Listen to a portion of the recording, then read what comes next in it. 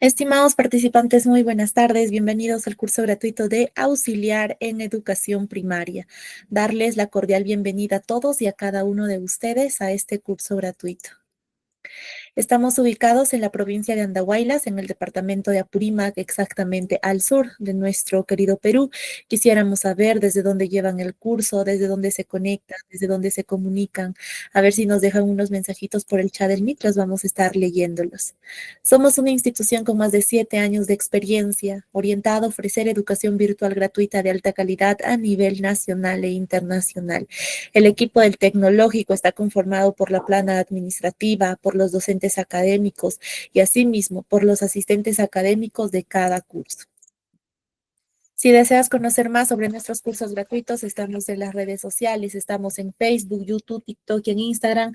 Recomendarte siempre que nos puedas seguir como el Tecnológico de Perú. Nuestra meta es llegar al 1.000.000 de seguidores y con tu ayuda lo vamos a lograr.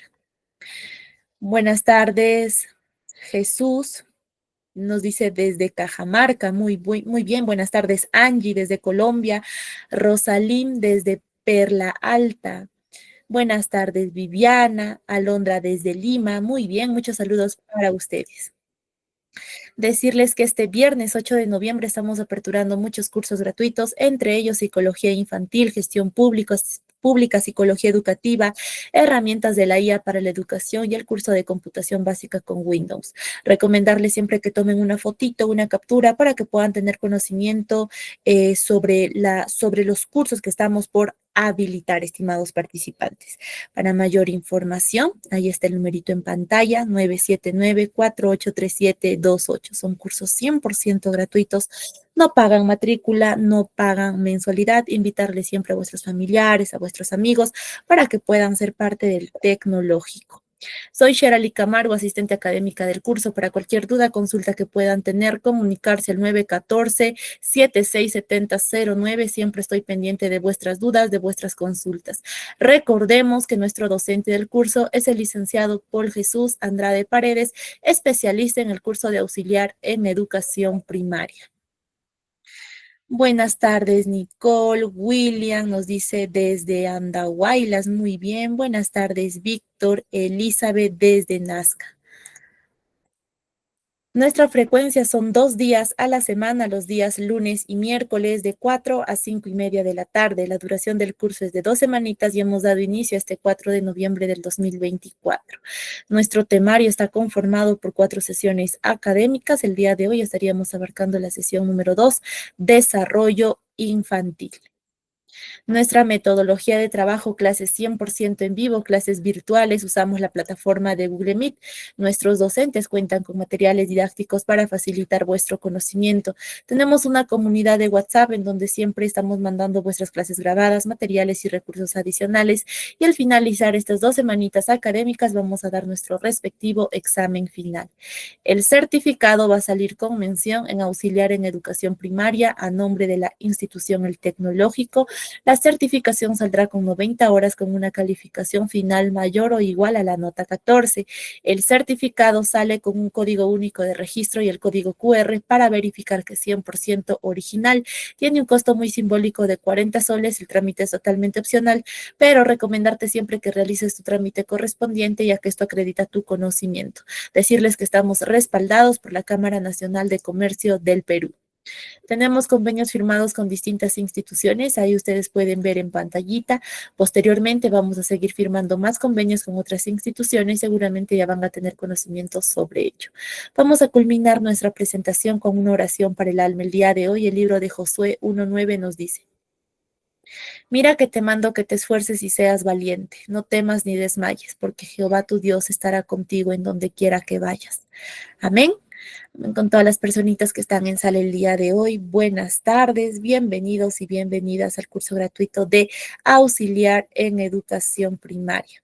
Buenas tardes, Alondra, Angie Vino, Brigitte, Domitila, buenas tardes, Elizabeth, Jenny, Yermet, Luz, Melina, Nicole, Norma, Rosalín, Sharon, Víctor, Viviana, William. Buenas tardes con todas las personitas que están en sala. Felicitarles siempre por su puntualidad, por su responsabilidad con el curso. Vamos a darle la cordial bienvenida a nuestro docente del curso. Estimado docente, muy buenas tardes y estamos muy listos de poder iniciar nuestra segunda sesión académica del día de hoy.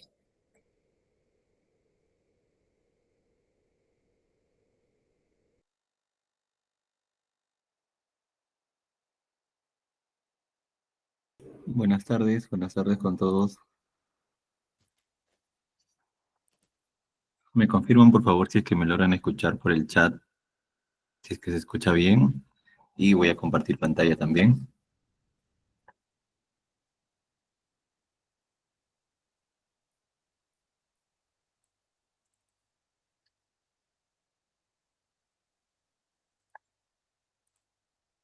Perfecto, muy bien, muchas gracias.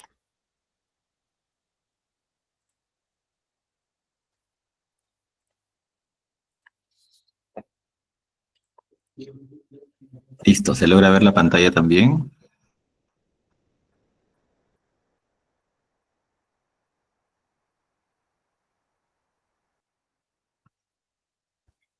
Perfecto, muy bien. Bueno, antes de iniciar, vamos a hacer una retroalimentación de lo que habíamos visto en la clase anterior en relación a las funciones que teníamos como auxiliares de educación primaria. ¿De acuerdo? Entonces, la primera actividad que tuvimos fue el que ustedes describieran en una sola palabra, ¿no? ¿Cuál es esa palabra que más identificaba a los auxiliares de educación primaria? Entonces ya habíamos visto un poco de las funciones, cómo estaba organizado todo el sistema educativo en relación a la educación básica regular.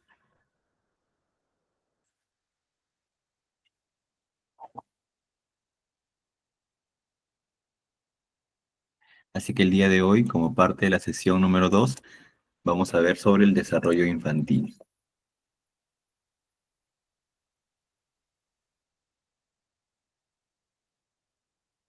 ¿En qué nos vamos a enfocar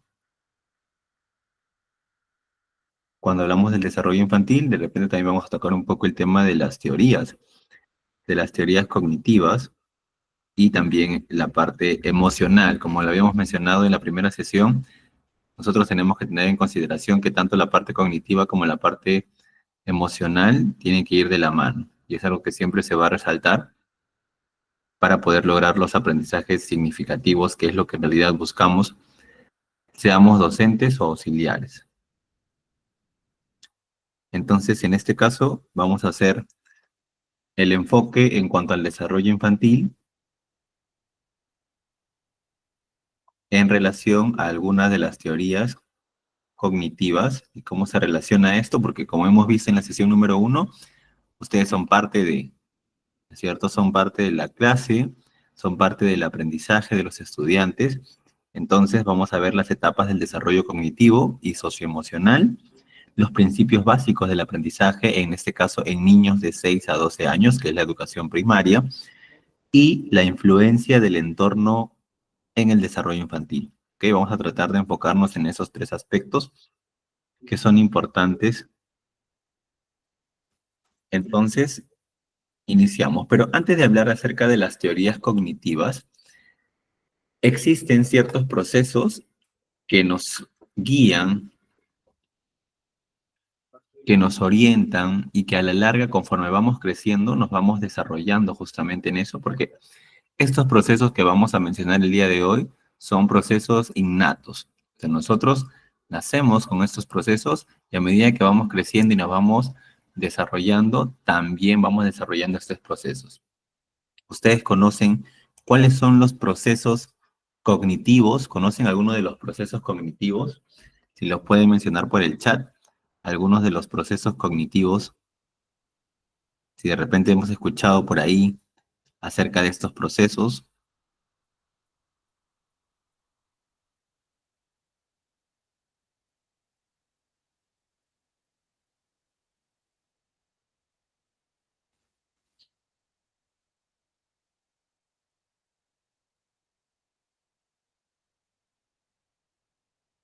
A ver si en el chat participamos y colocamos de repente qué procesos cognitivos conocemos.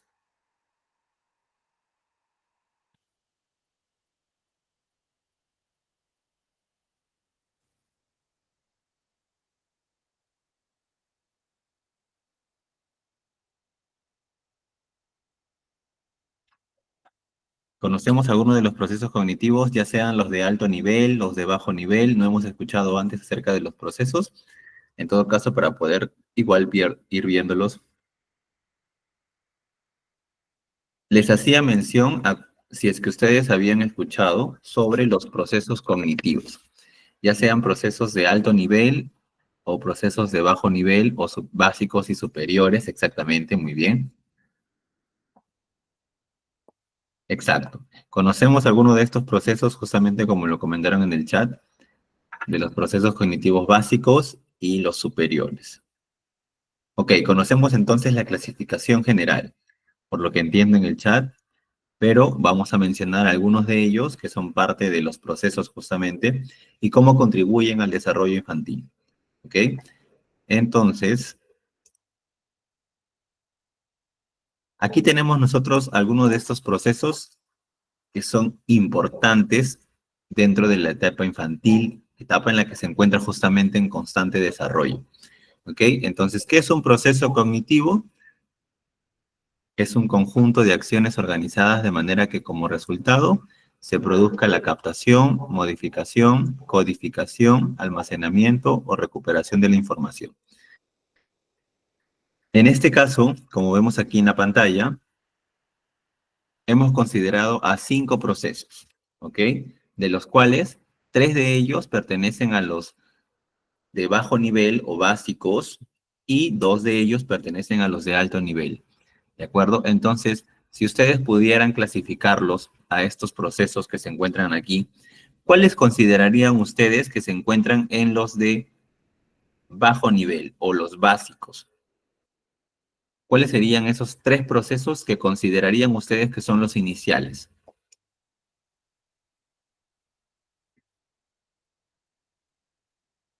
A ver, por el chat. ¿Cuáles considerarían ustedes que son los procesos cognitivos básicos con los que digamos que son el punto de partida para el desarrollo de la persona? A ver, nos dicen aquí lenguaje, nos dicen memoria.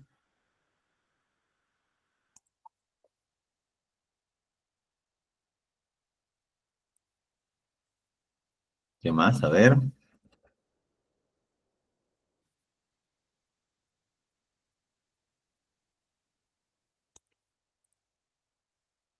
Lenguaje, memoria, pensamiento, percepción, atención, lenguaje, pensamiento, memoria. Tenemos variedad dentro de la clasificación.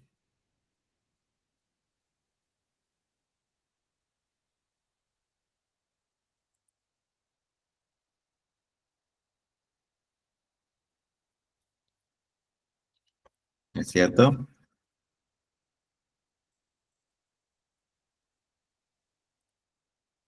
Lenguaje, memoria, pensamiento, atención. Ok, justamente los 3 que tenemos nosotros en la parte de arriba, percepción, atención y memoria, son los que pertenecen a los de bajo nivel, ¿ok?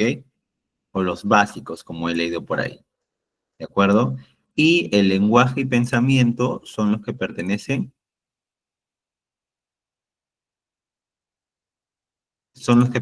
justamente a los superiores o de alto nivel, ¿ok? Entonces vamos a mencionar justamente algunos de estos procesos y cómo está relacionado los procesos cognitivos con el desarrollo infantil. Ahora, si nosotros queremos definir en sí qué es un proceso cognitivo, entonces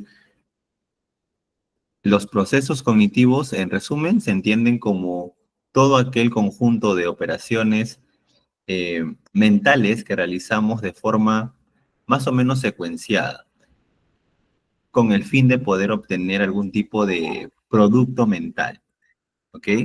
Se trata de que cada una de las operaciones que realizamos que nos permitan justamente poder captar, codificar, almacenar, trabajar con la información que proviene justamente del exterior. Nosotros del exterior, ¿qué captamos? ¿Qué captamos del exterior?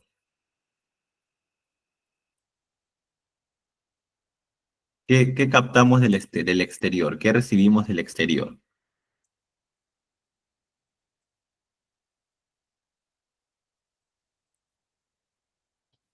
Nosotros estamos en contacto directo y frecuente con el mundo que nos rodea. Entonces, ¿qué captamos nosotros del exterior? Para que luego esto sea procesado por este conjunto de acciones que están organizadas. ¿Qué captamos del exterior? Ok, esa información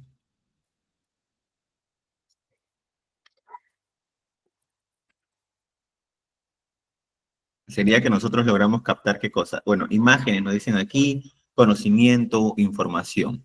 Nosotros recibimos del exterior estímulos, ¿no es cierto? Y estos estímulos luego ya son procesados en el que involucra justamente nuestro sistema nervioso, ¿de acuerdo? Pero en ese primer contacto justamente con el mundo que me rodea está el primer proceso que es la percepción, ¿no? Lo que yo logro percibir del exterior. La percepción va de la mano con la sensación, ¿no? Sensación y percepción van de la mano. Entonces, en general, dentro de la educación primaria, los procesos cognitivos son fundamentales, porque justamente en esta etapa donde los niños desarrollan sus habilidades básicas de pensamiento y aprendizaje, les va a poder servir para el resto de sus vidas. Comenzamos con el primer proceso entonces, que es la percepción, lo que habíamos comentado hace un momento. Es el proceso mediante el cual las personas toman contacto con el ambiente en que están inmersas, permitiéndoles la conexión con la realidad. Para que yo pueda percibir y tener contacto con el exterior, necesito usar ¿qué cosa? Para poder tener ese contacto con el exterior, ¿qué necesito utilizar?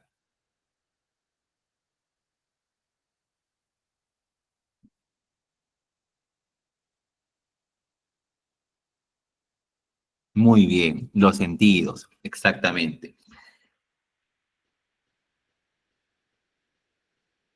Aquí como justamente vemos en las imágenes, ¿no? Y aquí en la segunda imagen justamente tenemos, dependiendo de donde veas las cosas, la percepción de la realidad puede ser muy distinta.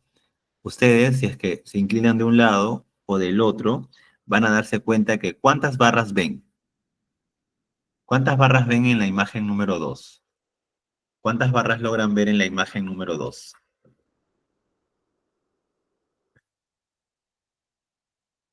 4 de un lado, 4, aquí algunos ven 4, así, en la primera mirada. ¿Cuántas barras ven?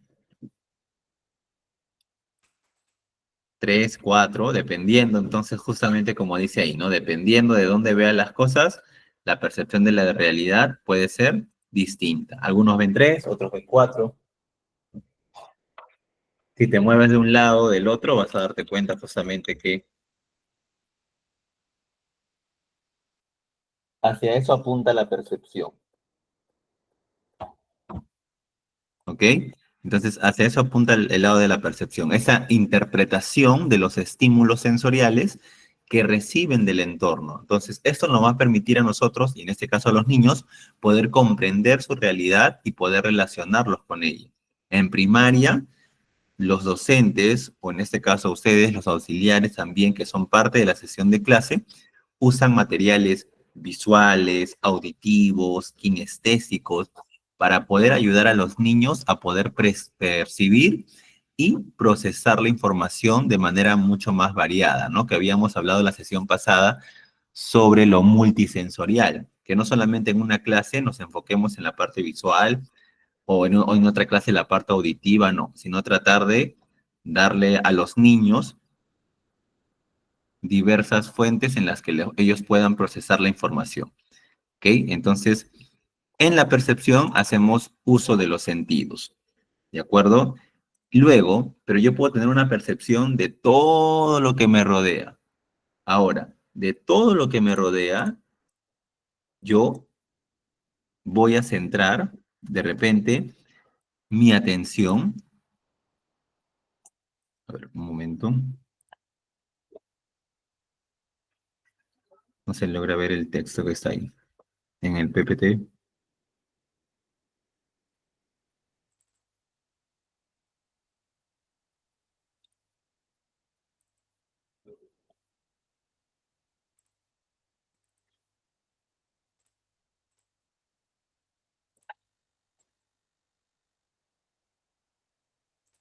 Compartir la tabla completa para que ustedes puedan ver la información de lo que voy a compartir.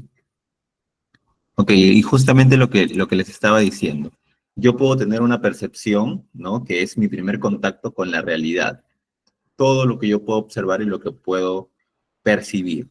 Ahora, de todo eso que yo he percibido, voy a centrar justamente mi atención en lo que más genere interés en mí, ¿no? Y es por eso que vamos a pasar justamente al segundo punto. Ya hemos hablado de la percepción. Ahora nos tocaría hablar sobre la atención, ¿ok? Este proceso en el cual tú seleccionas, vigilas y controlas aquellos estímulos que son de tu interés. Ya en el primer proceso hemos visto que es todo, pero de ese todo vamos a centrar la atención en aquello que a nosotros nos genere mayor interés. Y es por eso que viene la atención, ¿no? Esa capacidad que tenemos de poder concentrarnos en una actividad o en un estímulo específico, ¿no? Ignorando justamente las demás distracciones que yo pueda percibir. Entonces, en este caso, en primaria, pues se suelen diseñar actividades que capten el interés de los estudiantes para que puedan fortalecer su enfoque y concentración, ¿ok? Entonces, en este caso también es importante para poder trabajar el tema de la percepción y la atención, podemos entregarle fichas, estas cuales se van a poder ir adaptando de acuerdo a la edad del estudiante, ¿no? En este caso estamos hablando entre los 6 a 11, 12 años. Encontrar de repente la pareja en que pueda relacionar aquí, ¿no? Una de las imágenes que tienen algo en común indican por qué lo has unido. Luego, si es que el niño ya tiene una idea de cómo es una figura al 100% completa, de repente yo le puedo entregar, supongamos, la mitad del dibujo y que él pueda completar la otra mitad. O puedo decirle, encuentra las diferencias entre ambas imágenes. Puedo pedirle también que me agrupe, que forme conjuntos, puede ser por su forma, tamaño, de repente aquí le puedo poner color. De esa manera nosotros podemos trabajar el tema de la percepción y la atención en los niños, ¿ok? Que es bastante importante poder fortalecer justamente, por ejemplo, en el tema de la atención. Si tenemos esa capacidad de poder concentrarnos en estímulos que sean relevantes, ¿no? Sin distracciones, esta habilidad para poder aprender, que justamente les permite a los estudiantes poder seguir instrucciones que da el docente, ¿no? En la lectura o en cualquier otra actividad que requiera concentración. Por ejemplo, podría ser unas actividades interactivas como de repente contar historias y pedir a los estudiantes que levanten la mano cada vez que escuchen una palabra clave, ¿no? Yo les digo a los chicos, a ver, yo voy a leer una historia y cada vez que escuche la palabra mar, van a levantar la mano. Entonces, esta estrategia mantiene su atención activa y fomenta la escucha atenta. Entonces, además que minimizo las distracciones en el aula, de repente al utilizar colores, sonidos o movimientos específicos, ¿no? Ayudan a poder guiar su atención hacia lo que es importante. En el caso de la percepción, por ejemplo, los docentes pueden utilizar, en este caso también ustedes, pueden utilizar material concreto, ¿no? Como bloques de colores para enseñar matemática de repente, enseñar a sumar, ¿no? Los niños pueden ver y manipular, tocar básicamente, para que puedan tener un contacto mucho más directo, ¿no? Un concepto mucho más visual y táctil. Entonces, cuando los maestros utilizan de repente láminas, sonidos, Ejemplos visuales de repente en ciencias, los estudiantes pueden percibir mejor los conceptos de los temas que se están abordando, ¿no? Porque esto es un aprendizaje mucho más activo y que genera justamente interés en el estudiante, ¿no?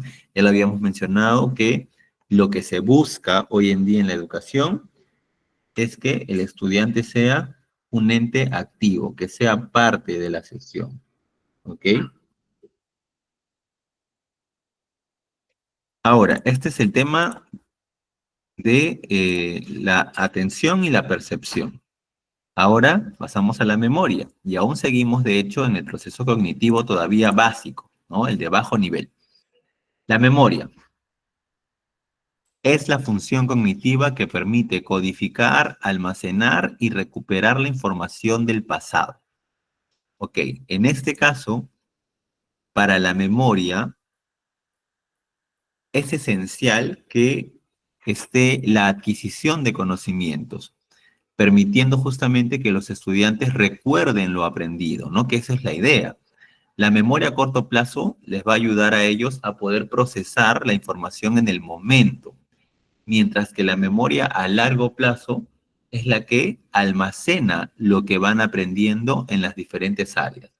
Que eso es lo que buscamos, de hecho, ¿no? Que el estudiante justamente aprenda de manera significativa para que lo pueda usar a largo plazo,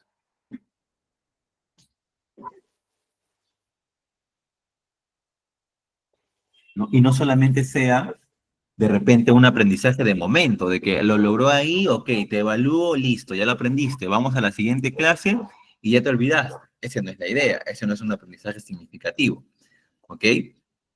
Entonces, bajo esta situación, la memoria justamente es la que permite a los estudiantes poder retener y recuperar la información.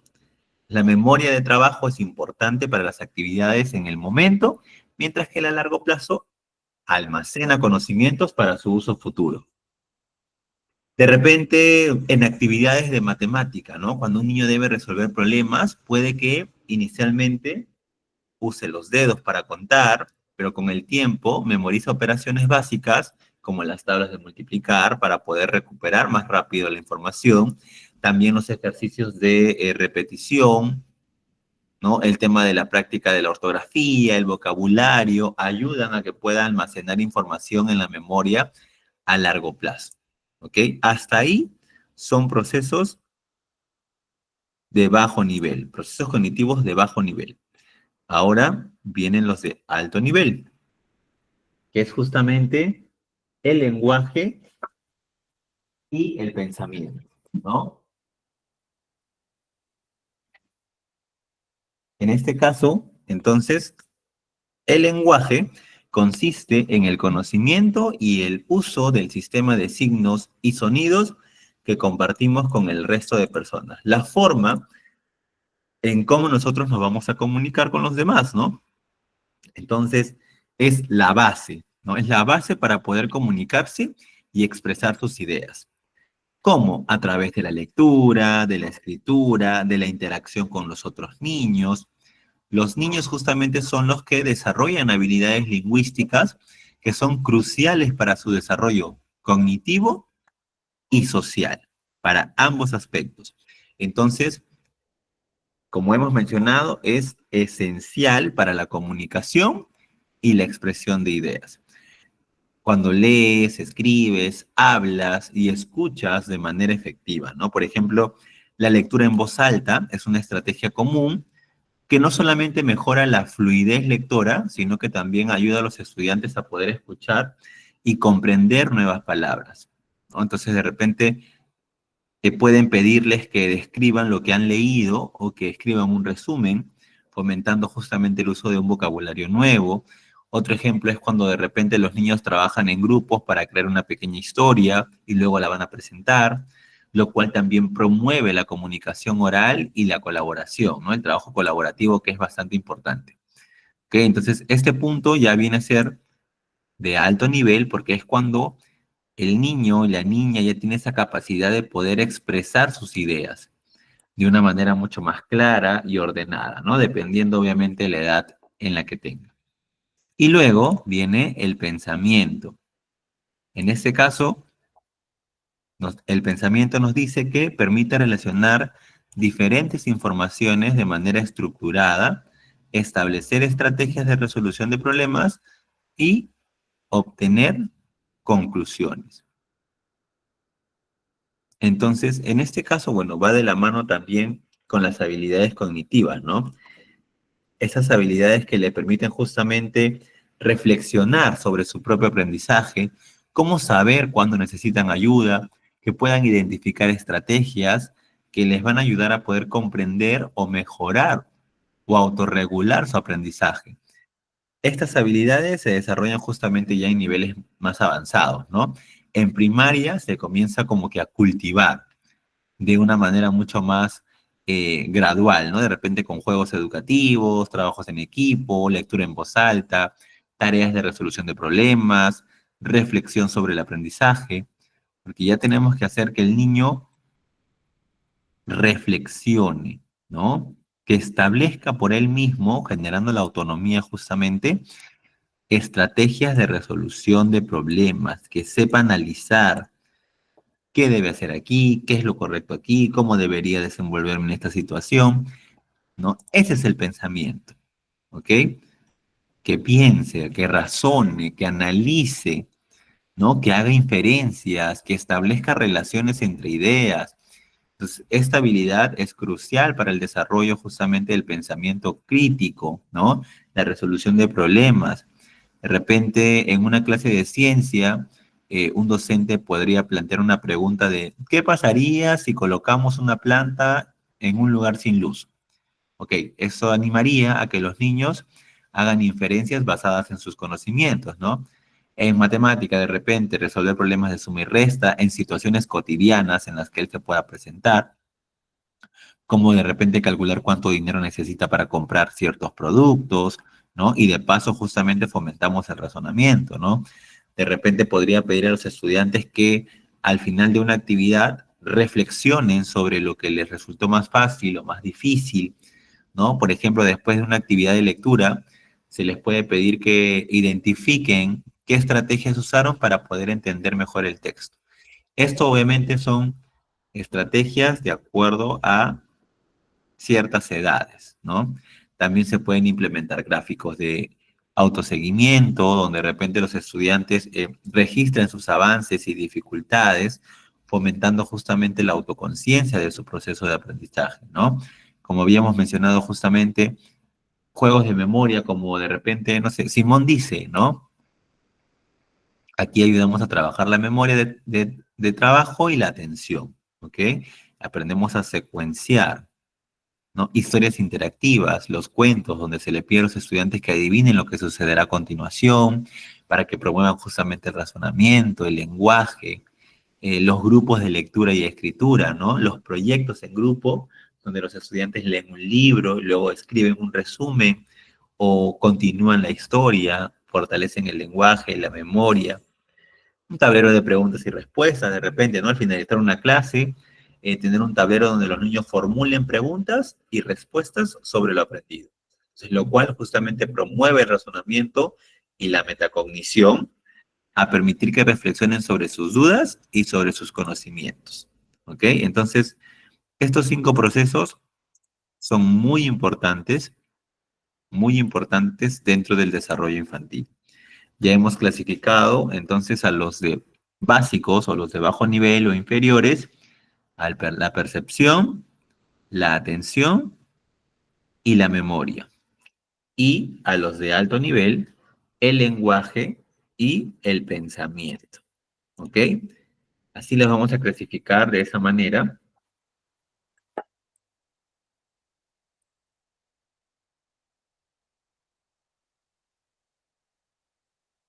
Y bueno, ahora vamos a, en unos minutos les voy a mostrar un cuestionario que quisiera que lo completen sobre justamente estos procesos. Son preguntas que son para marcar, ¿ok? Yo les voy a mandar un enlace para que ustedes mismos justamente vayan como que retroalimentando, ¿no? Vayan midiendo lo que estamos compartiendo. Es un cuestionario, ¿cuántas preguntas hay? Creo que hay 10 preguntas. 7 preguntas, ¿ok? Bastante sencillas. Todas son para marcar. Vamos leyendo las preguntas. Vamos a tener unos 5 minutos de repente para poder responder las preguntas. Me confirman, por favor, en el chat si es que pueden ingresar al enlace que les he mandado. Ingresamos al formulario que les he mandado, por favor, y me indican si es que pueden ingresar. Basta que uno pueda ingresar, suficiente.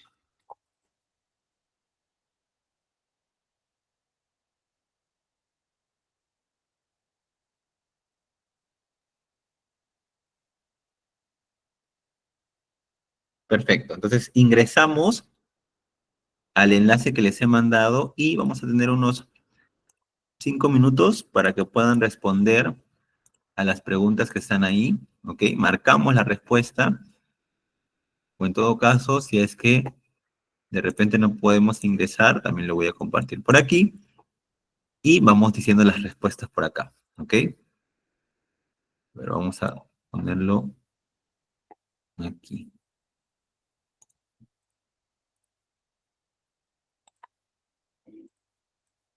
Ya, este es el formulario que yo les he mandado. Los que pueden ingresar, genial, lo pueden desarrollar ahí.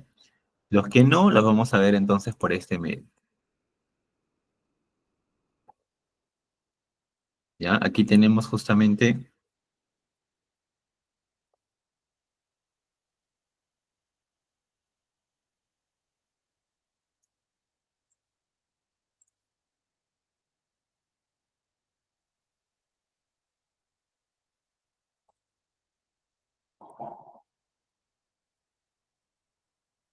la primera pregunta. A ver, los que no podemos ingresar lo vamos desarrollando por aquí. ¿Ok? La primera pregunta nos dice, la psicología cognitiva se encarga de estudiar la forma, cómo se generan los procesos mentales. Este enfoque reconoce procesos cognitivos básicos y uno de ellos es percepción, lenguaje, atención o pensamiento. ¿Cuál sería nuestra respuesta? ¿Cómo se generan los procesos mentales? Por aquí nos dice percepción.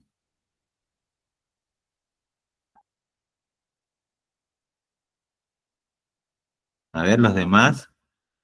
De repente estamos ingresando al cuestionario.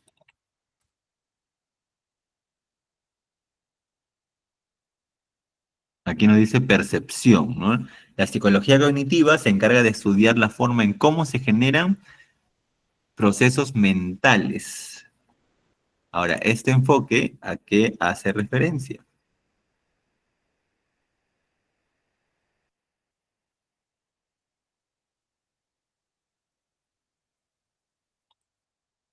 Atención.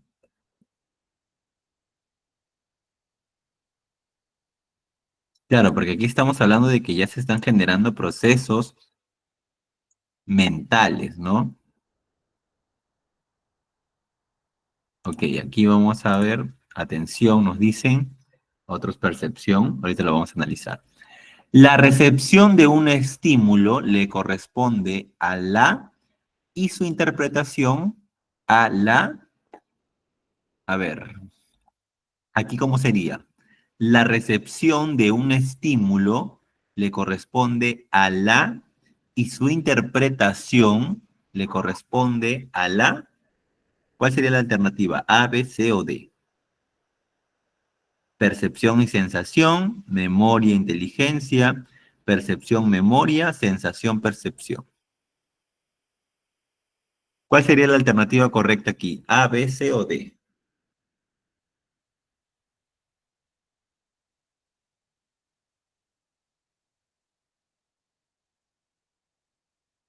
¿Cuál sería la alternativa correcta? La recepción de un estímulo le corresponde a la y su interpretación a la. ¿Cuál sería la respuesta?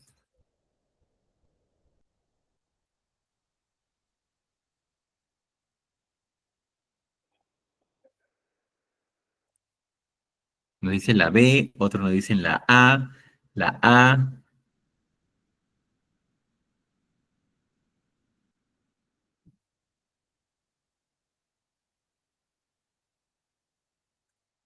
A ver, ¿qué dicen los demás? En este caso, primero está la sensación, ¿no? La sensación justamente es el proceso inicial por el cual los órganos sensoriales, como los ojos, el oído, la piel, ¿no? Reciben estímulos del entorno y los convierten justamente en impulsos eléctricos que el cerebro puede interpretar.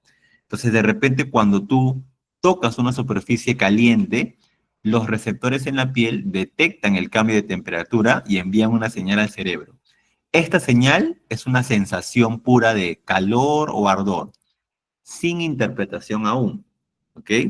Entonces hay tipos de sensación: visual, auditiva, gustativa, olfativa, táctil, ¿no? Y la percepción es el proceso que ocurre después de la sensación.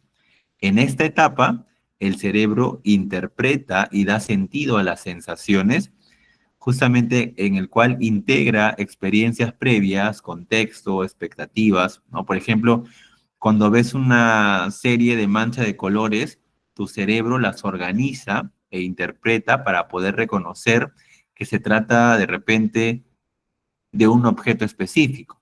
Entonces, en esta fase donde la información sensorial cobra significado y se convierte en algo que entendemos como parte de nuestra realidad, ya se hace referencia a la percepción. Entonces, la sensación es el proceso de recibir estímulos sin interpretarlos. Y la percepción es el proceso de organizar e interpretar esos estímulos. ¿Ok? La sensación depende de los órganos sensoriales, mientras que la percepción depende de la integración y procesamiento en el cerebro. Por ejemplo, yo tengo la sensación de un olor fuerte, pero puedo identificar que el olor es de un café que está recién hecho. Si yo siento un olor fuerte, es mi sensación, pero cuando ya identifico qué es ese olor, ya lo convierte en la percepción. ¿Ok? Por ejemplo, veo una pintura. Ok, los ojos van a captar los colores, las formas. Esa es la sensación. Pero cuando el cerebro interpreta que es un paisaje o un retrato, esa es la percepción. ¿Ok? Por ejemplo, si mis oídos detectan diferentes frecuencias y tonos, ¿es una sensación o es una percepción? Si mis oídos han detectado tonos y frecuencias, ¿es una sensación o una percepción? Es una sensación, exacto. ¿Cuándo se convierte en una percepción? Cuando yo de repente identifico que, no, esos sonidos que he percibido pertenecen a una canción de rock, una canción de pop, ¿no? De repente alguna melodía o algo, ¿no? Entonces, lo mismo pasa de repente al probar un alimento, ¿no? Las papilas gustativas captan lo dulce, lo salado, lo ácido, es una sensación. Pero cuando ya el cerebro recuerda y reconoce ese sabor como, el chocolate dulce o la fresa, de repente tiene un tanto ácida, ese ya es mi percepción, ¿ok?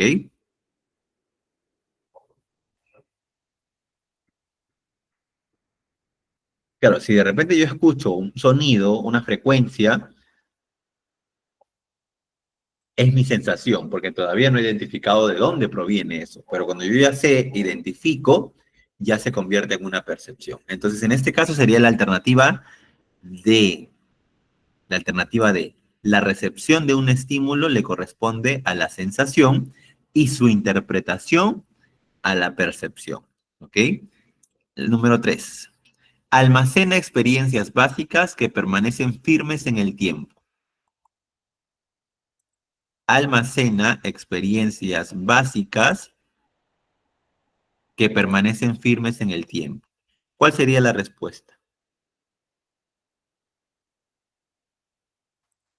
Si va a permanecer firme en el tiempo. Muy bien. Si permanece firme en el tiempo, estamos hablando de Memoria a largo plazo, ¿no? Que es lo que nosotros buscamos, la C, correcto. Que es lo que nosotros justamente buscamos en nuestros estudiantes. Luego tenemos, te permite tener una conexión con la realidad en la que tienes contacto con lo que te rodea. Tienes un contacto directo con la realidad, hay una conexión con la realidad. ¿Cuál sería el proceso cognitivo aquí?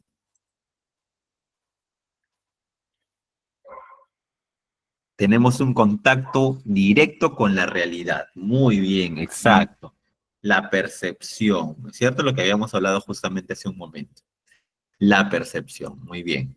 Luego, es la función cognitiva que te permite codificar, almacenar y recuperar la información del pasado. ¿Cuál sería aquí la respuesta? Excelente, memoria, muy bien. No forma parte de los procesos cognitivos inferiores. ¿Cuál no forma parte del proceso cognitivo inferior? Lenguaje, atención, percepción, memoria. ¿Cuál no forma parte del proceso cognitivo inferior?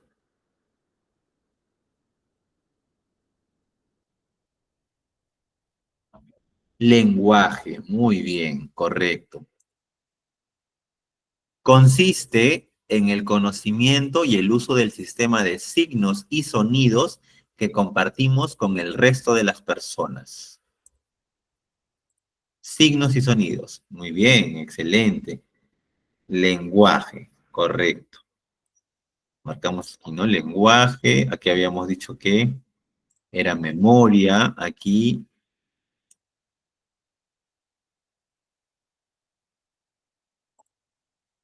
era memoria, aquí dice que te permite tener una percepción, memoria a largo plazo, aquí habíamos determinado sensación y atención, ¿ok?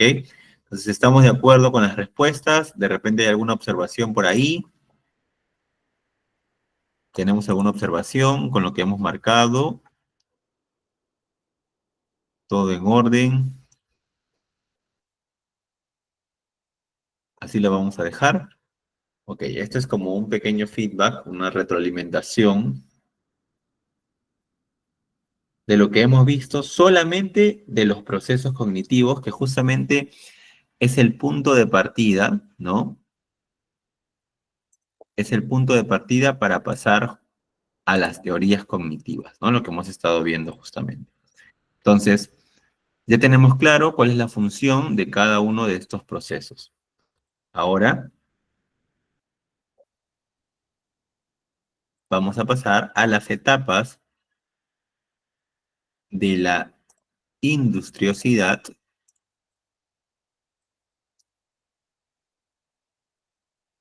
y la etapa de la inferioridad de los niños. Recuerden que estamos viendo la parte cognitiva y la parte emocional, ¿ok?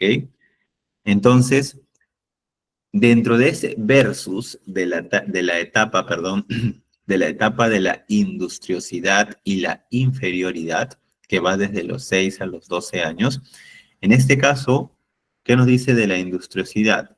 En esta etapa, los niños desarrollan un sentido de competencia al realizar tareas escolares y otras actividades. Se vuelven más independientes y buscan la aprobación de los adultos y compañeros. Eso es la industriosidad.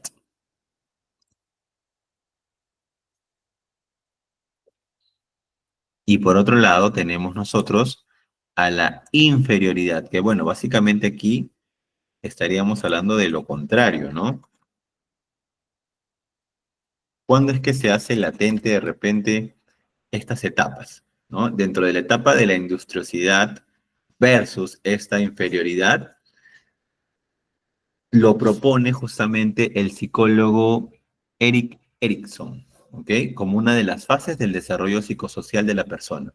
Y se presenta justamente en la etapa en la que los niños se encuentran en primaria, que van desde los 6 a los 12 años de edad, en la cual van conociendo con los años de educación primaria, durante esta etapa, los niños comienzan a desarrollar su sentido de competencia, esa habilidad a través de sus experiencias y logros en el entorno escolar y social. Entonces, como habíamos mencionado, la parte de la industriosidad es ese deseo y habilidad de los niños para trabajar con esfuerzo, para desarrollar actividades, lograr metas. Los niños que logran experimentar éxito en sus actividades académicas, deportivas, artísticas o sociales, tienden justamente a desarrollar un sentido de industriosidad, lo que refuerza su autoconfianza, hay motivación para poder asumir nuevos desafíos, ¿no? Entonces, ¿cuáles son esas características que de repente observamos en el aula? Los niños que sienten industriosidad son aquellos que participan activamente en las actividades de la clase, asumen responsabilidades, perseveran ante las dificultades, se sienten orgullosos de sus logros, ¿no? Por ejemplo, un estudiante que recibe elogios por resolver problemas matemáticos o por completar un proyecto de ciencias, ¿no? Con éxito, fortalecerá su sentido de competencia y justamente va a estar mucho más motivado para poder continuar esforzándose. Y por otro lado está la inferioridad, ¿no? La inferioridad, pues, surge cuando los niños se enfrentan fracasos frecuentemente o no reciben reconocimientos positivos por sus esfuerzos.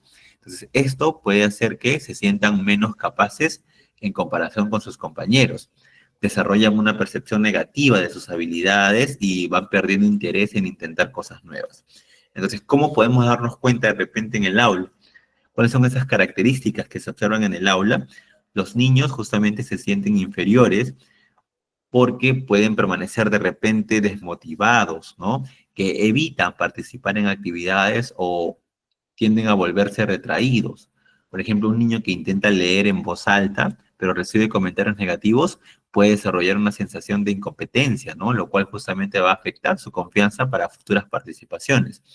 Entonces, dentro de estos ejemplos, cómo se manifiestan en el contexto escolar, como había mencionado, un niño que recibe reconocimiento por su trabajo en un proyecto o en alguna actividad, genial, ¿no? Vamos a mantenerlo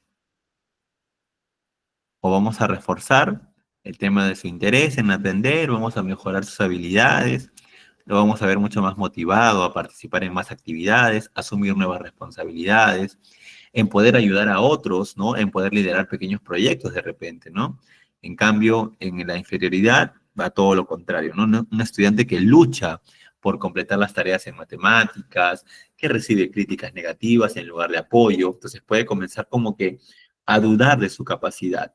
Entonces, este sentimiento de inferioridad puede hacer que evite de repente las clases de matemática, como que tengan cierto rechazo a ciertas áreas donde ve que no está o no se siente valorado, ¿no? Por su esfuerzo que puede realizar, partiendo de que cada estudiante tiene un diferente estilo de aprendizaje, ¿ok? Entonces, ¿qué hacemos nosotros para poder justamente fomentar la industriosidad, ¿no? ¿Qué es lo que nosotros queremos lograr en nuestra clase? Que esté esto, industriosidad.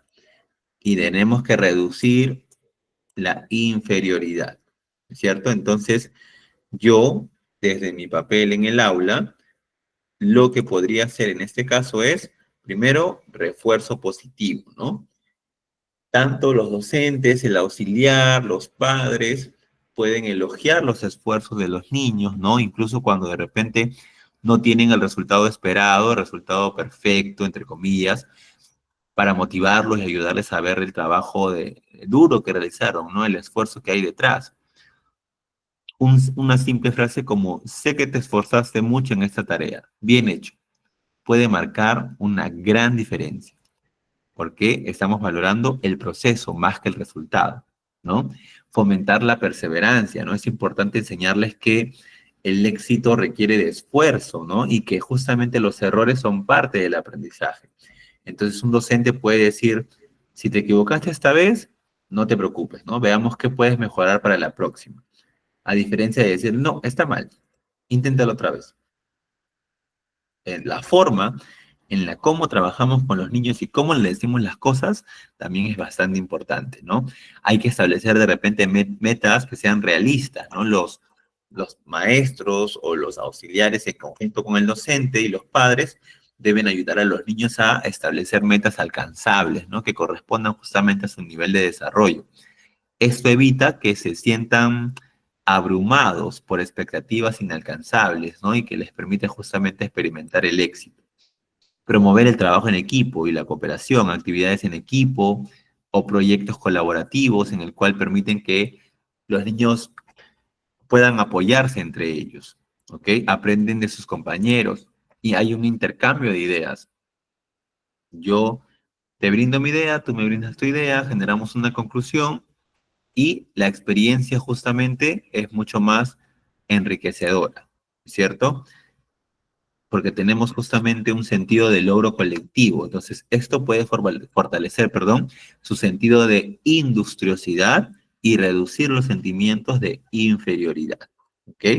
Porque ¿cuáles son las consecuencias de la industriosidad dentro de la etapa del desarrollo? Los niños durante esta etapa tienen un alto nivel de autoestima, confianza en sus habilidades, disposición para poder asumir, perdón, desafíos a futuro. Mientras que la inferioridad, no, una autoimagen negativa, evitamos las nuevas experiencias, afectamos el rendimiento académico, su bienestar emocional, no solamente en ese momento, sino también a largo plazo. Entonces, nosotros tenemos que promover la industriosidad. Y esto, evitarlo o reducirlo, ¿no? La inferioridad. Bien, ahora pasamos al tema de las teorías cognitivas, justamente, ¿no? ¿Qué es el cognitivismo? Es una teoría psicológica que se fundamenta en cómo el ser humano puede llegar a pensar, interpretar, procesar y luego almacenar todo tipo de información. Y justamente estas palabras claves como pensar, interpretar, procesar, almacenar, ¿dónde la hemos visto? ¿Dónde le hemos visto estos términos de almacenar, interpretar, procesar? ¿Dónde lo habíamos visto? En los procesos cognitivos, ¿no es cierto? Ahí habíamos visto justamente cada uno de estos términos y vamos a ver de repente si ustedes conocen acerca de las teorías cognitivas, ¿no? Dentro de los principios del cognitivismo, primero ve al sujeto, o sea, el estudiante, como un procesador activo de los estímulos y este procesamiento determina nuestro comportamiento.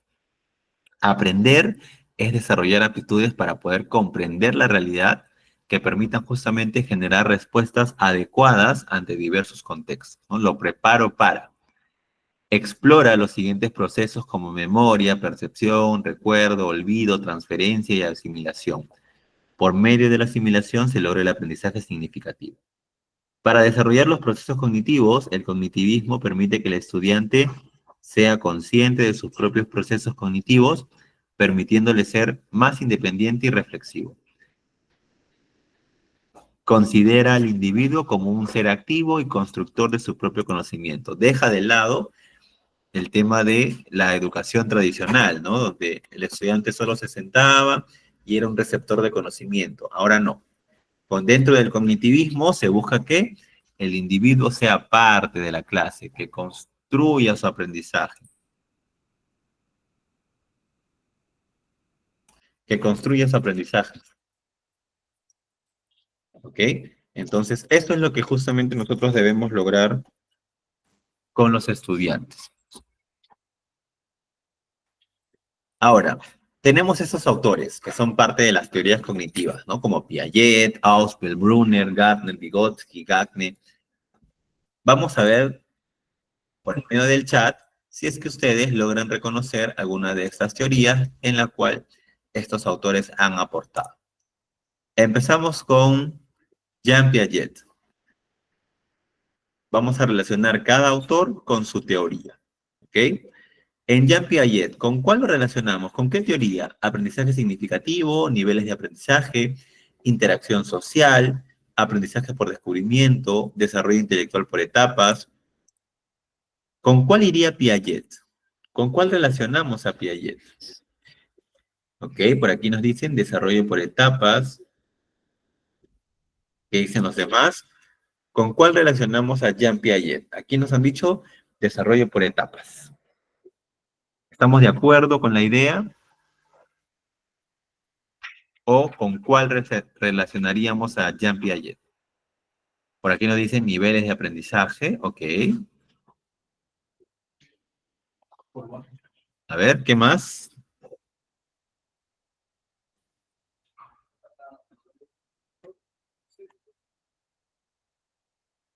A Jean Piaget lo vamos a relacionar con desarrollo intelectual por etapas, ¿ok?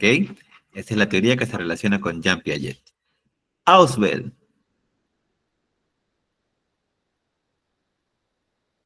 ¿Con quién relacionamos a Ausubel?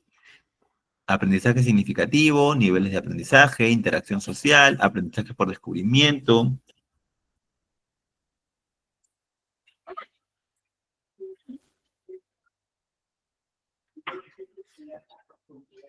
A ver, aprendizaje significativo, nos dicen por aquí, desarrollo intelectual, ok.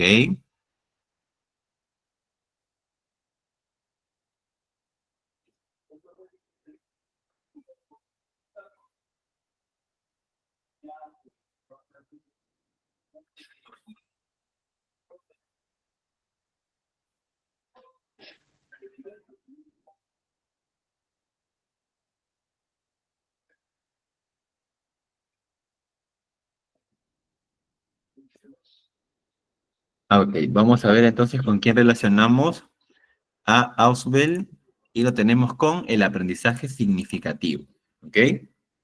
Luego tenemos Vygotsky. ¿Con quién relacionamos a Vygotsky? Niveles de aprendizaje, interacción social, aprendizaje por descubrimiento. ¿Con quién relacionamos a Vygotsky?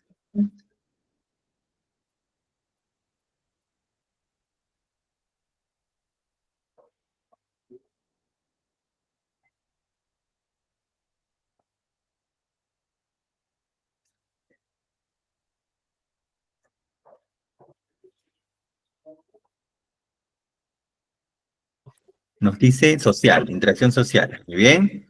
Creo que aquí la mayoría estamos de acuerdo entonces, ¿no? Vygotsky, interacción social. Brunner. ¿Con quién relacionamos a Brunner?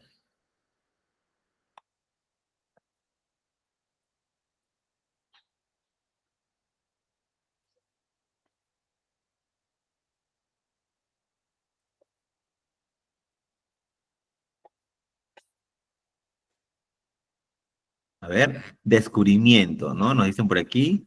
Ok, muy bien. Entonces, en este caso, a Brunner lo relacionamos con aprendizaje por descubrimiento y a Gagné con niveles de aprendizaje. ¿Ok? Nos vamos a ver a manera general, ¿de acuerdo? Un poco de estas teorías cognitivas que son parte importante dentro del proceso de desarrollo. ¿Y ustedes creen que estas teorías se aplican en el aula? ¿Ustedes creen que estas teorías de pronto se relacionan para que sean aplicadas en nuestras sesiones de clase? De cierta manera, una con otra de repente está conectada, ¿no? Ya sea de manera directa o indirecta, y dentro de nuestra planificación, quizá, sin darnos cuenta, dentro de las estrategias que planificamos, están estas teorías frecuentes, ¿no? Entonces, definitivamente, y creo que aquí estamos de acuerdo por lo que veo también en el chat, es que sí, ¿no? Hay una relación bastante importante dentro del proceso de desarrollo y dentro de nuestra planificación, ¿no es cierto? Entonces vamos a empezar por Piaget. ¿Ok? Desarrollo intelectual por etapas de Jean Piaget es una teoría completa sobre la naturaleza y el desarrollo de la inteligencia humana. Es conocida principalmente como una teoría de las etapas de desarrollo, pero de hecho se trata de la naturaleza del conocimiento en sí y cómo los seres humanos llegan gradualmente a adquirirlo, construirlo y utilizarlo.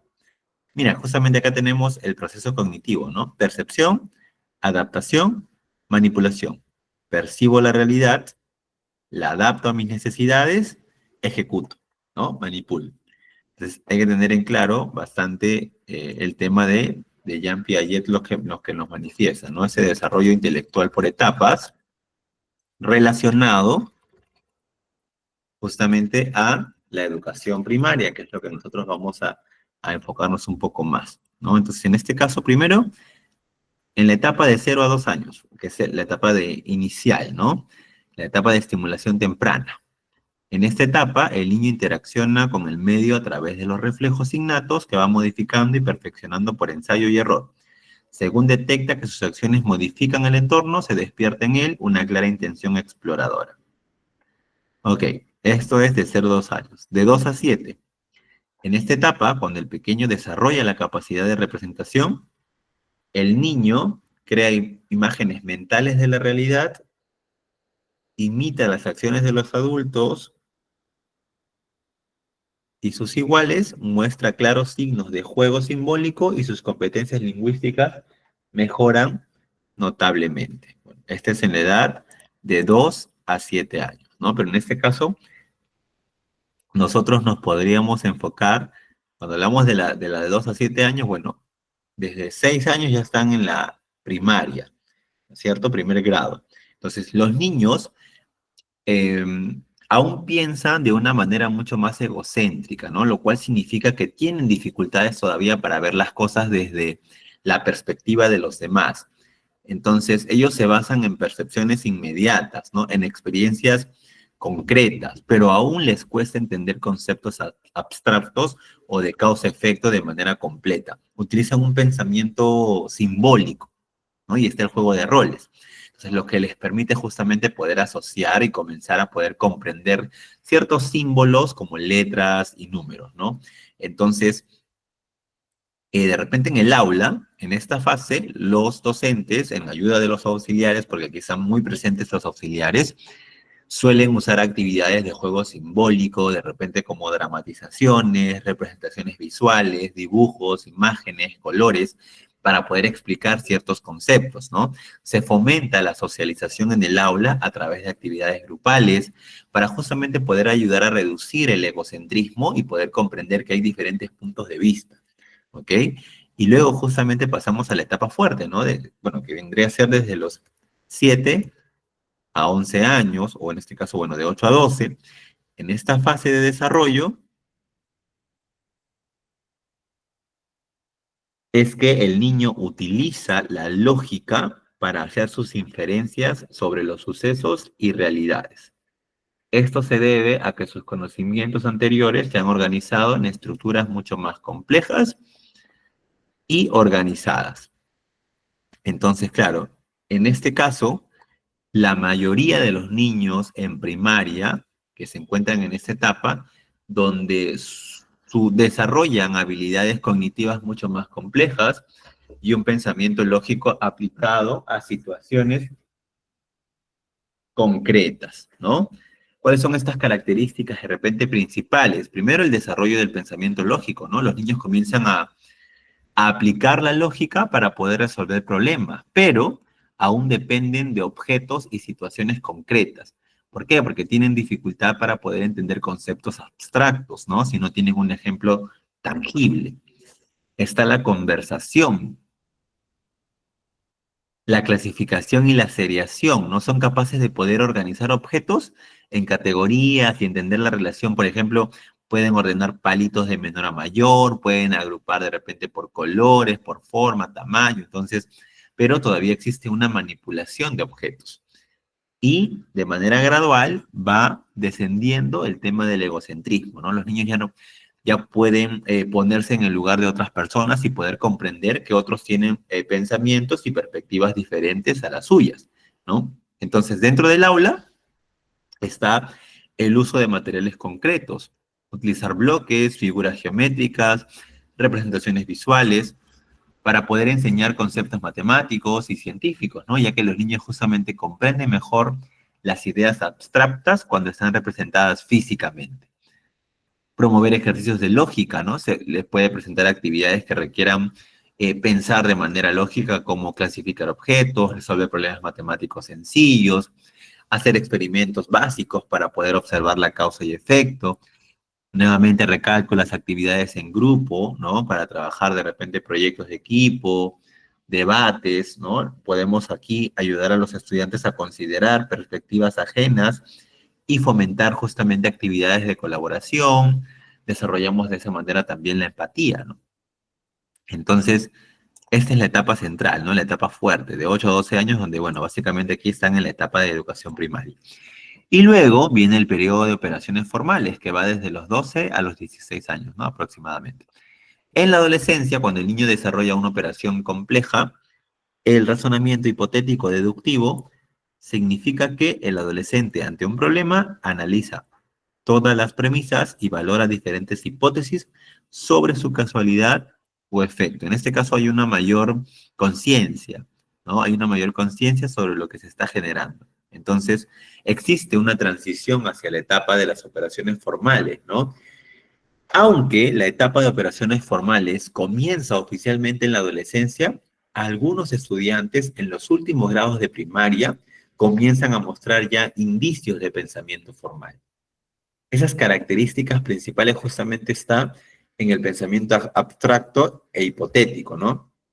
Los estudiantes justamente pueden empezar a formular hipótesis, a reflexionar sobre ideas que no tienen eh, un correlato físico o visual, ¿no? Aunque todavía de repente dependen en gran medida de lo concreto, su pensamiento se hace mucho más flexible y menos limitado. Hay una capacidad de poder resolver problemas mucho más complejos, ¿no? Los estudiantes avanzados en esta transición pueden justamente mejorar problemas abstractos y pensar en soluciones alternativas sin necesidad de ver físicamente cada opción, ¿ok? Entonces, en la aplicación dentro del aula sería con problemas hipotéticos, ¿no? Los maestros pueden introducir preguntas hipotéticas para que justamente los estudiantes consideren posibles resultados. Esto es útil en temas de ciencias de repente, o en personal social, tutorías, ¿no? Fomentar la discusión y el debate. Las actividades de discusión permiten justamente que los estudiantes desarrollen argumentos, ¿no? En los debates, escuchen las perspectivas que tienen las demás personas, comiencen a razonar sobre conceptos abstractos, de repente poner en práctica el tema de la justicia o la responsabilidad, ¿no? Entonces, comprender justamente estas etapas permite a nosotros que estamos en el aula adaptar nuestros métodos a las capacidades cognitivas de sus estudiantes, ¿no? Lo cual justamente facilita el aprendizaje significativo y logra promover el desarrollo integral del pensamiento de los niños en la educación primaria. Justamente hablando de el aprendizaje significativo, que es las dos palabras pilares dentro de nuestro sistema educativo actualmente, porque es lo que buscamos, está un poco de todo, como habíamos mencionado al inicio, ¿no? Y luego viene justamente el aprendizaje por descubrimiento. Se entiende, aquí nos dice, como una vía para la obtención del conocimiento, la cual se caracteriza por el hecho de que la adquisición de conocimientos es producida por el propio sujeto. Así la información no viene del exterior, sino que éste se limita a proporcionar medios a través del cual el propio usuario llega a adquirirlo. Uno de los elementos más relevantes del aprendizaje por descubrimiento es que permite que el alumno o el estudiante sea un sujeto, perdón, activo en la propia construcción de sus conocimientos, ¿no? Entonces, dentro del aprendizaje por descubrimiento es lo que hoy en día se busca, que el estudiante participe, se involucre, sea parte de su aprendizaje, ¿no?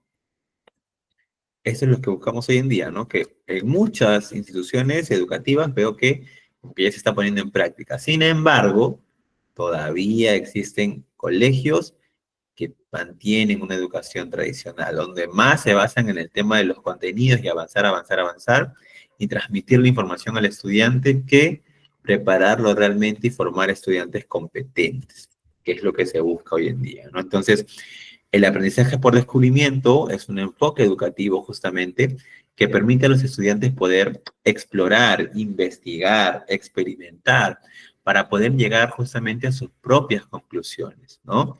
Entonces, dentro del aprendizaje por descubrimiento que nos plantea Brunner, está esa interacción, está el diálogo, el aprendizaje como un proceso activo, basado en conocimientos y experiencias que el alumno trae consigo, ¿no? Aprendizaje por descubrimiento de sus propias mentes. En este caso, lo que nos plantea Brunner aprenden mejor cuando descubren los conceptos por sí mismos, desarrollando justamente habilidades de pensamiento crítico y una comprensión mucho más profunda, ¿no? ¿Cuáles son esas características que forman parte de el aprendizaje por descubrimiento? ¿No? Aquí tenemos, por ejemplo, en este organizador, ¿no? Se aprende mediante el descubrimiento guiado, búsqueda disciplinar, despertar la curiosidad, ¿no? Y la enseñanza justamente está basada en desarrollar la comprensión general de la estructura de un área de conocimiento. Acciones de aprender: observar, comparar, analizar, establecer. ¿Qué establezco? Semejanzas y diferencias. Se adquiere información mediante acciones, imágenes, lenguaje, ¿no? Es lo que nos plantea justamente Bruno. Para esto tiene que haber una participación activa, ¿no? Los estudiantes, pues, tienen que ser los protagonistas de su aprendizaje, que manipulen, que investiguen, que realicen experimentos, que esté la etapa de la exploración y la experimentación, que haya una construcción de sus conocimientos, ¿no? En lugar de recibir la información, los estudiantes construyen sus propios conceptos a partir de sus experiencias. Está el pensamiento crítico y creativo, hay un contexto significativo, ¿no? Los temas y las actividades tienen que estar vinculadas a situaciones reales y significativas para los estudiantes, en el cual tú les facilites la comprensión y la retención de conocimientos, ¿ok? Entonces, de repente, dentro de la educación primaria, para ciencias, de repente puedo hacer experimento de plantas, ¿no? Que planten semillas en diferentes condiciones, en una en la luz, otra en la oscuridad, otra con poca agua, y van observando y comparando conocimientos. Aquí hay una construcción del aprendizaje, ¿no? De repente una exploración de figuras geométricas, creación de cuentos, ¿no? Hay muchas actividades que se pueden hacer en el que promovamos justamente el aprendizaje por descubrimiento. Así fomentamos la autonomía. Hay un aprendizaje mucho más profundo, más duradero, hay una motivación intrínseca, ¿no? Porque los niños se sienten más motivados cuando encuentran respuestas por sí mismos, lo cual estimula la curiosidad natural y el deseo de querer aprender. Luego tenemos también el desarrollo de habilidades por la resolución de problemas y fomento de la cooperación y el trabajo en equipo, que eso está presente pues hoy en día, ¿no? ¿Cómo yo puedo hacer desde mi rol o mi papel en el aula de repente? ¿Cómo puedo promover el aprendizaje por descubrimiento? Hacer preguntas abiertas, ¿no? ¿Qué pasaría si o cómo podríamos? Y así estimulo la curiosidad y el pensamiento crítico, ¿no? Voy a proveer materiales y recursos, proporcionarles materiales, ¿no? Para que los estudiantes puedan perdón, y explorar para llegar a sus propias conclusiones. Debo facilitar el debate y la reflexión, crear un entorno seguro, porque los niños pues deben sentir que pueden cometer errores sin temor, ¿no? Porque los errores son parte del proceso de descubrimiento y aprendizaje, ¿ok? Entonces, esto tiene fases. Primero está la presentación del problema, luego está la exploración y la experimentación, luego viene la discusión y luego viene la reflexión y conclusión. Entonces, el aprendizaje por descubrimiento es una metodología efectiva para la educación primaria porque aprovecha la curiosidad natural de los niños y los convierte en agentes activos de su propio aprendizaje, justamente mediante actividades de exploración, observación y experimentación, ¿no? Los estudiantes construyen conocimientos sólidos y desarrollan habilidades esenciales para el pensamiento crítico y para la resolución de problemas. ¿Ok? Eso es en relación al aprendizaje por descubrimiento. Luego viene el aprendizaje significativo, algo que está bastante latente, ¿no? Consideraba que el aprendizaje de nuevos conocimientos se basa en lo que ya es conocido con anterioridad, ¿no? Hacemos ese contraste entre mi saber previo y mi nuevo conocimiento para conectarlo, relacionarlo y poder aplicarlo. Y no solamente en el momento, sino también a futuro, ¿no? Entonces, es decir, que se da la construcción del conocimiento. Comienza con nuestra observación y registro de acontecimientos y objetos a través de conceptos que ya tenemos. Aprendemos mediante la construcción de una red de conceptos y añadiendo nuevos a los existentes, ¿no? Entonces, el aprendizaje significativo es lo que nosotros debemos conseguir hoy en día, ¿no? Es lo que debemos conseguir hoy en día. ¿Por qué? Porque es lo que justamente prepara a los niños y niñas para que se vuelvan personas competentes, ¿no? Es lo que nos propone Auswell, ¿no? Es un enfoque educativo, ¿no? En la cual los nuevos conocimientos se relacionan de manera lógica con conocimientos previos. Entonces hay una conexión, ¿no? Para que el aprendizaje sea significativo, los nuevos contenidos deben relacionarse con los conocimientos y experiencias que los estudiantes ya poseen. ¿Para qué? Para que ellos puedan justamente organizar la información, ¿no? Ausubel resaltaba justamente la importancia de poder organizar el contenido de manera partiendo justamente de conceptos generales y avanzando hacia detalles específicos, ¿no? El aprendizaje deductivo, de más a menos. También tiene que haber un material que sea potencialmente significativo, o sea, que realmente le sirva, ¿no? Que deba ser claro, relevante para el estudiante, presentado justamente de manera que tenga sentido y pueda ser integrado con facilidad dentro de su estructura cognitiva. Debo mantener una actitud positiva y motivación, ¿no? El estudiante debe tener una disposición buena hacia el aprendizaje y debe estar motivado. De hecho, la motivación no solamente está presente al inicio de la clase, sino debe estar presente en todo momento, ¿no? Para eso justamente hago uso de organizadores previos, ¿no? Antes de poder presentar un tema nuevo, puedo plantear organizadores previos como mapas conceptuales, resúmenes, ejemplos que actúen como anclas para el nuevo conocimiento, ¿no? Entonces luego viene la activación de los conocimientos previos. Los maestros, o en este caso quienes dirijan la sesión, pueden iniciar con preguntas o actividades justamente que activen los conocimientos previos de los estudiantes y establezcan justamente conexiones con los que está a punto de aprender, ¿no? Para que luego haya esa relación del contenido con situaciones reales. Relacionar el aprendizaje con situaciones de la vida cotidiana justamente hace que los estudiantes encuentren sentido en lo que están aprendiendo y vean su relevancia en el mundo real, ¿no? Entonces, según Ausubel, el conocimiento debe organizarse de manera jerárquica, ¿no? Comenzando justamente con ideas generales y progresando hacia los detalles, lo cual justamente va a facilitar la comprensión de conceptos que sean de repente un poquito más complejos. Entonces, bajo ese término, ¿cuáles son los beneficios del aprendizaje significativo en la educación primaria? Que hay una comprensión profunda y duradera. Hay motivación intrínseca, desarrollo del pensamiento crítico y lo contextualizo, ¿no? A situaciones reales. Entonces, el aprendizaje significativo dentro de la educación primaria permite que los estudiantes no solamente memoricen información, sino que lo que comprenden lo aplican de manera funcional y lógica, ¿no?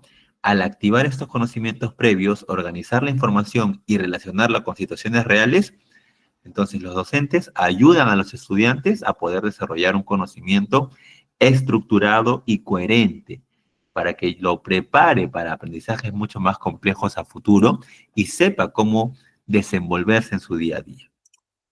Entonces, este término del aprendizaje significativo es bastante importante y ustedes ya con más calma cuando se le comparte el material puedan leer las fases del aprendizaje significativo, ¿no? La fase inicial, la fase intermedia y la fase final, y que puedan contrastar comparando la información o las características que forman parte de cada fase.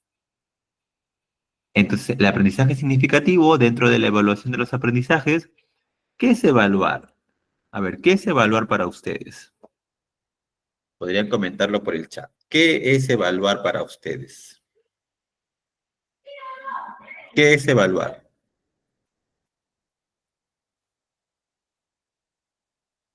¿Qué entendemos por evaluar?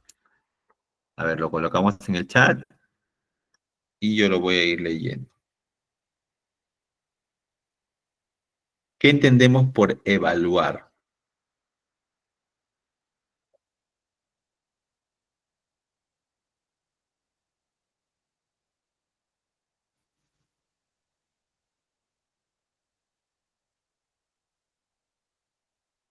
Así es, lo escribimos por el chat. ¿Qué es evaluar, no? Formamos, aquí está, formular justamente Saber lo que uno ha aprendido. Muy bien. Ok, aquí nos dice saber lo que uno ha aprendido. Las capacidades y los desempeños del estudiante. Ya, muy bien. A ver, otra idea de repente que puedan generar por el chat. ¿Qué es evaluar? Ver su conocimiento aprendido, nos dicen por aquí. Muy bien.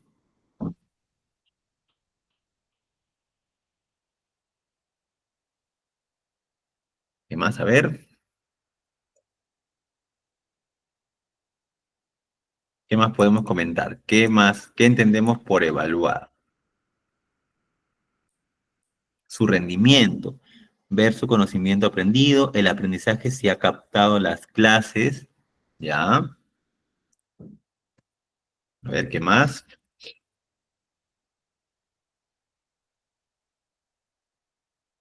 Conocer y valorar los procesos de aprendizaje, ¿no? Como vemos aquí también en la presentación, es formular juicios de valor acerca de un fenómeno conocido, ¿no?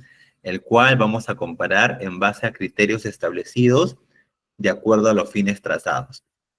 Es decir, es valorar en base a parámetros de referencia o información para la toma de decisiones. Claro, yo, dentro de mi sesión de clase, tengo el estándar de aprendizaje, tengo la competencia, la capacidad, el desempeño. ¿De acuerdo? Entonces, todos esos criterios que yo considero los voy evaluando, voy midiendo, porque la evaluación no solamente hoy en día se basa en el producto final, sino que se va dando de manera formativa, ¿no es cierto? Para justamente yo poder identificar cuáles son las fortalezas de mi estudiante y cuáles son las oportunidades de mejora. Entonces yo justamente a partir de esos resultados que voy obteniendo, voy de repente planificando otras estrategias que me permitan justamente fortalecer a aquellos estudiantes, sobre todo, que tienen mayores dificultades, ¿no? Y ahí es donde entran a tallar ustedes como auxiliares dentro del aula, ¿no? Porque se van a centrar más en aquellos estudiantes que tienen mayores dificultades para que el aprendizaje sea mucho más personalizado, ¿ok? Entonces, en este caso, si es que nosotros estamos hablando del aprendizaje significativo y la evaluación de los aprendizajes, están bastante relacionados, ya que justamente para que el aprendizaje sea significativo, sea efectivo, la evaluación debe centrarse en valorar no solamente el contenido memorizado, sino también la comprensión, ¿no es cierto? La aplicación de lo que se está abordando con el estudiante. Exacto, recojo información y analizo, ¿no? Justamente para eso, en la etapa inicial del año, ¿qué se realiza? ¿Con qué yo recojo información para saber justamente cómo está mi estudiante? ¿Qué realizo al inicio de año?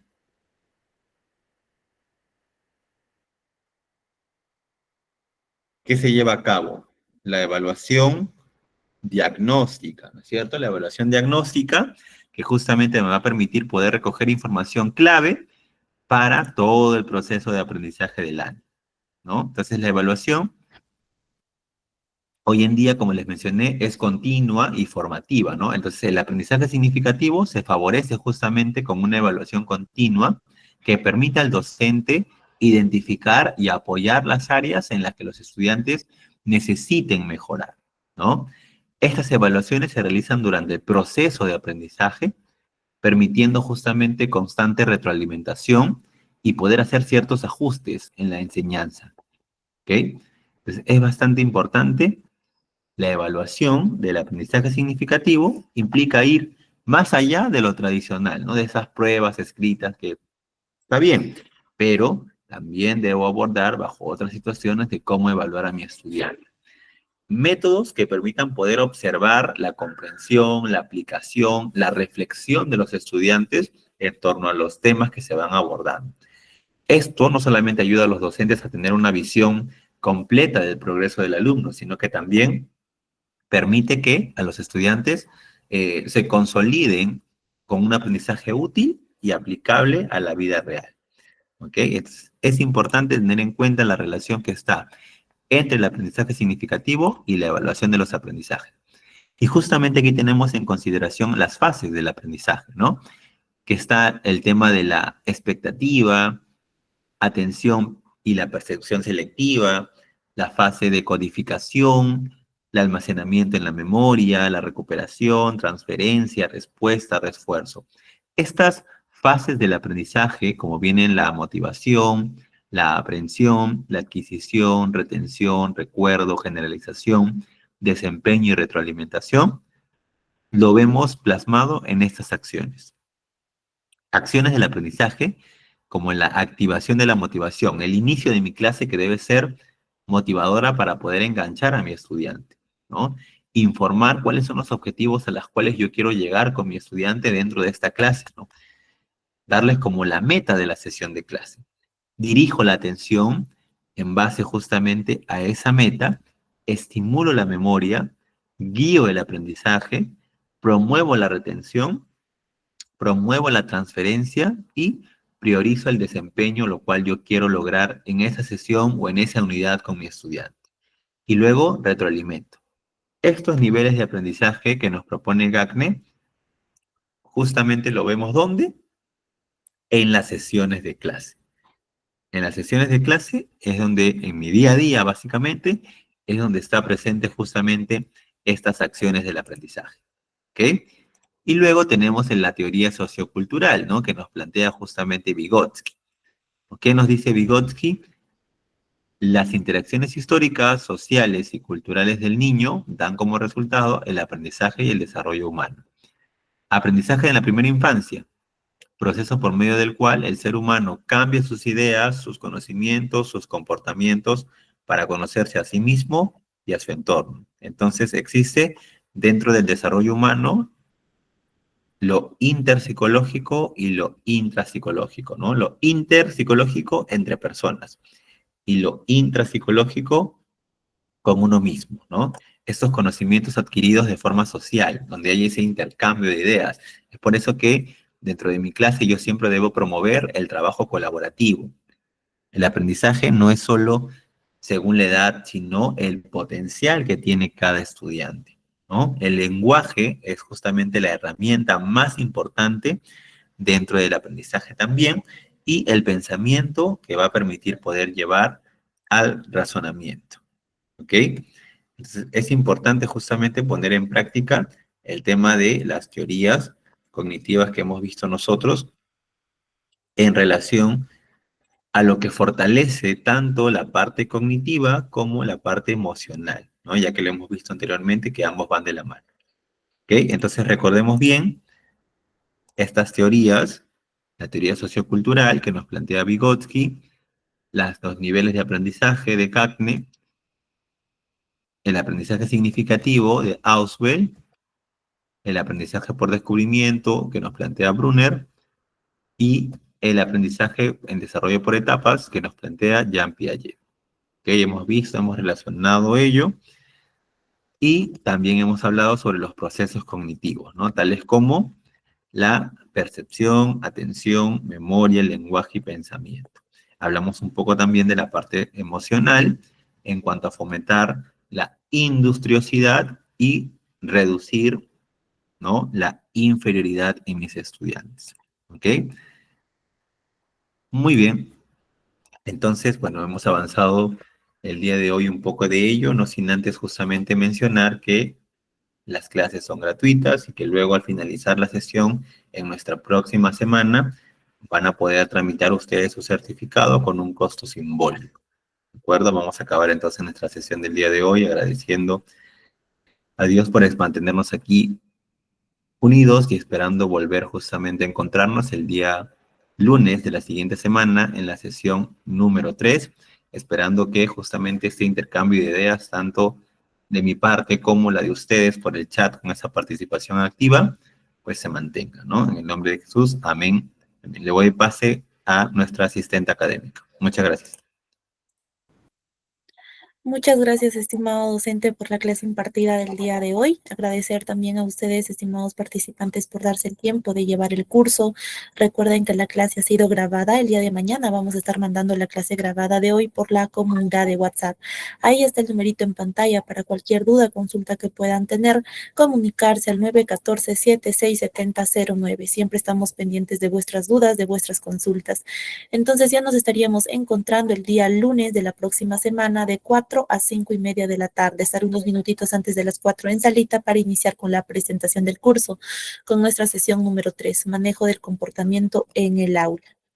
El certificado va a salir con mención en auxiliar en educación primaria a nombre de la institución El Tecnológico.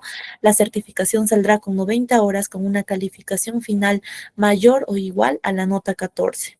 También saldrá con un código único de registro y el código QR para verificar que es 100% original. Tiene un costo muy simbólico de 40 soles, el trámite es totalmente opcional, pero recomendarte siempre que realices tu trámite correspondiente, ya que esto acredita tu conocimiento. Decirles que estamos respaldados por la Cámara Nacional de Comercio del Perú. Asimismo, invitarles también a que puedan unirse a nuestros cursos gratuitos que iniciamos este viernes 8 de noviembre, el curso de Psicología Infantil, Gestión Pública, Psicología Educativa, Herramientas de la IA para la Educación y el curso de Computación Básica con Windows, ¿sí? Invitarles siempre a vuestros familiares, amigos, para que puedan ser parte del tecnológico. No pagan matrícula, no pagan mensualidad. Si tienen alguna duda, consulta, por favor, me lo hacen saber a través del chat del Meet.